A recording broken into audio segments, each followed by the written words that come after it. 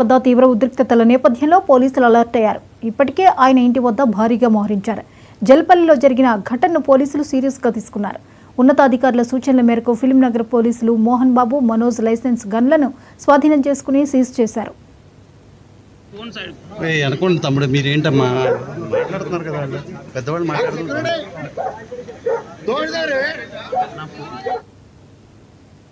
మంచు మంటలు ఇప్పట్లో చల్లారేలా కనిపించడం లేదు. ఫ్యామిలీ వార్ పీక్ స్టేజ్కు చేరింది. ఎంతలా అంటే కొట్టుకునేంత వరకు. జల్పల్లిలోని మంచు మోహన్ బాబు ఇంటి వద్ద నిన్న రాత్రి తీవ్ర ఉద్రిక్తత నెలకొంది.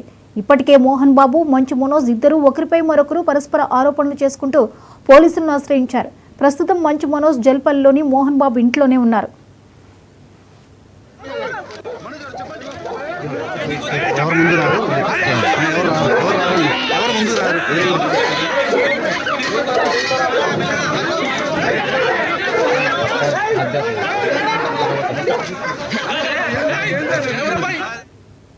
జల్పల్లి నివాసం వద్ద మనోజ్తో జరిగిన ఘర్షణలో మోహన్ బాబు తలకు గాయమైనట్లుగా తెలుస్తోంది. దీంతో వెంటనే ఆయన్ని కాంటినెంటల్ హాస్పిటల్లో జాయిన్ చేశారు. మోహన్ బాబుని మంచు విష్ణు హాస్పిటల్లో చేర్పించారు. మోహన్ బాబు హెల్త్ బులెటిన్ విడుదల చేసే అవకాశం ఉంది.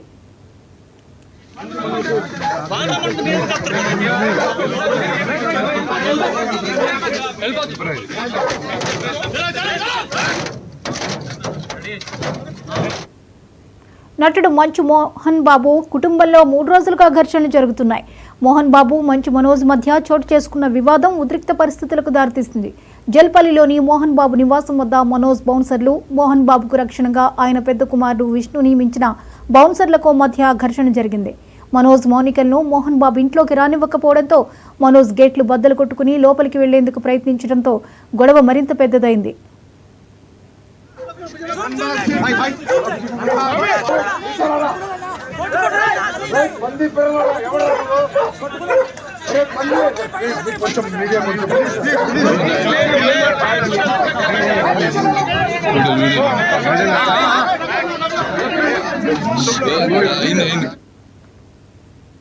మోహన్ బాబు తీరుపై మీడియా మండిపడుతోంది. చేతులారా తన ఇజ్జత్ తానే తీసుకున్నారని భావిస్తున్నారు. కానీ నటుడు మోహన్ బాబుది మొదటి నుంచి దాడుల సంస్కృతే. నిలువెల్లా అహంకారం, ఇష్టానుసారంగా బూతులు తిడుతూ దాడులు చేస్తారని అంటూ ఉంటారు. తిరుపతిలోని తన విద్యా సంస్థలో అనేక మంది ప్రొఫెసర్లపై చేయి చేసుకున్న సంఘటనలు కూడా ఉన్నాయంటున్నారు. ఇలా చదువు చెప్పే అధ్యాపకులు, మీడియా ప్రతినిధులపై కూడా వెనుక ముందు ఆలోచించకుండా ఆయన దాడులు చేస్తారంటారు. అందులో కొన్ని మాత్రమే బయటకు వస్తున్నాయి. బయటకు రానివి చాలా ఉన్నాయంటున్నారు. సినీ ఇండస్ట్రీలోనూ మోహన్ బాబు అనేక మందిపై చేయి చేసుకున్నారు. మా ఎలక్షన్ల సందర్భంలోనూ గొడవలు జరిగాయి. ఈ ఘటనలన్నీ ఆయన అరాచక దాడుల సంస్కృతికి నిదర్శనంగా నిలుస్తున్నాయి.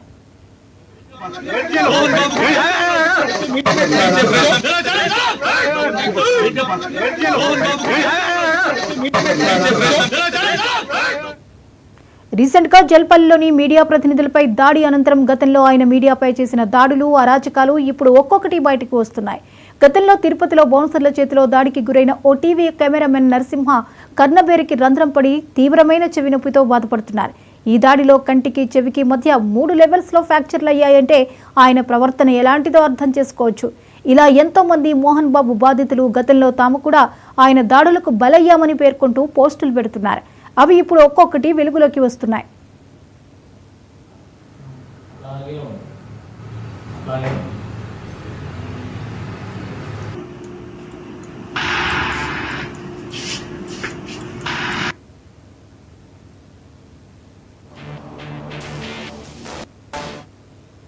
మోహన్ బాబుపై హత్యాయత్నం కేసు పెట్టాలని జర్నలిస్టులు సంఘాలు డిమాండ్ చేస్తున్నాయి. మోహన్ బాబు తన ప్రాణానికి గండం ఉందని పోలీసులకు ఫిర్యాదు చేశారు. కానీ ఆయన తీరు చూస్తే ఆయన వల్లనే ఇతరులకు ప్రమాదం పొంచి ఉందని సులువుగా అర్థమైపోతుందని అంచనా వేస్తున్నారు.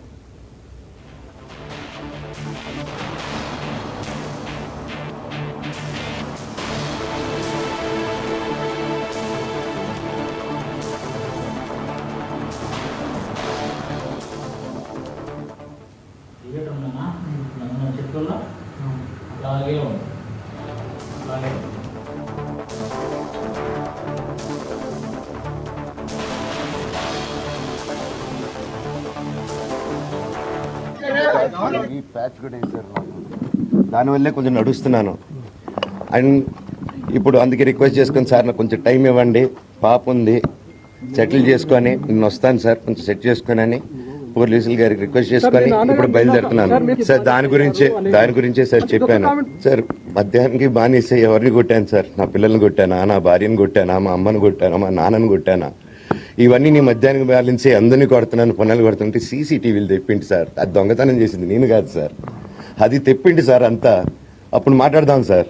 మనోజా ఎవరా అని చెప్తానండి. నాకు ఇంకా కొంచెం క్లారిటీ రావాలి. కమిషన్ ఆఫీస్కి వెళ్తాను, వాళ్ళని కలుస్తాను, రిక్వెస్ట్ చేసుకుంటాను, మాట్లాడుకొని వాళ్ళు 5:30కి మాట్లాడతానన్నా. థ్యాంక్స్ రంజిత్ అన్న. ఇంకా అన్న సారీ అన్న, సూర్యం అన్న సారీ అన్న ఇచ్చారు. ప్యాచ్ కూడా వేశారు నాకు, దానివల్లే కొంచెం నడుస్తున్నాను.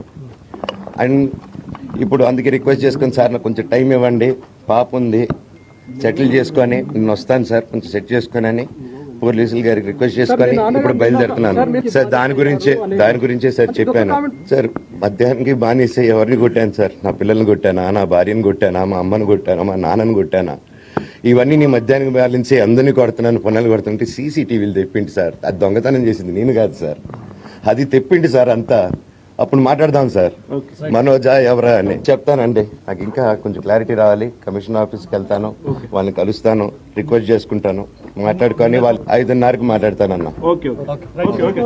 థ్యాంక్స్ రంజిత్ అన్న. ఇంకా అన్న సారీ అన్న, సూర్యం అన్న సారీ అన్న ఇచ్చారు. ప్యాచ్ కూడా వేశారు నాకు, దానివల్లే కొంచెం నడుస్తున్నాను. అండ్ ఇప్పుడు అందుకే రిక్వెస్ట్ చేసుకుని సార్ నాకు కొంచెం టైం ఇవ్వండి, పాప ఉంది, సెటిల్ చేసుకొని నేను వస్తాను సార్, కొంచెం సెట్ చేసుకొని అని పోలీసులు గారికి రిక్వెస్ట్ చేసుకొని ఇప్పుడు బయలుదేరుతున్నాను సార్. దాని గురించే సార్ చెప్పాను సార్. మధ్యాహ్నానికి బానిసే ఎవరిని కొట్టాను సార్? నా పిల్లల్ని కొట్టానా, నా భార్యను కొట్టానా, మా అమ్మని కొట్టానా, మా నాన్నని కొట్టానా? ఇవన్నీ నీ మధ్యాహ్నం బ్యాలెన్సే అందరినీ కొడుతున్నాను, పునాలు కొడుతుంటే సీసీటీవీలు తెప్పిండి సార్. అది దొంగతనం చేసింది నేను కాదు సార్, అది తెప్పిండి సార్ అంతా. అప్పుడు మాట్లాడదాం సార్. మనోజా ఎవరా అని చెప్తానండి. నాకు ఇంకా కొంచెం క్లారిటీ రావాలి. కమిషన్ ఆఫీస్కి వెళ్తాను, వాళ్ళని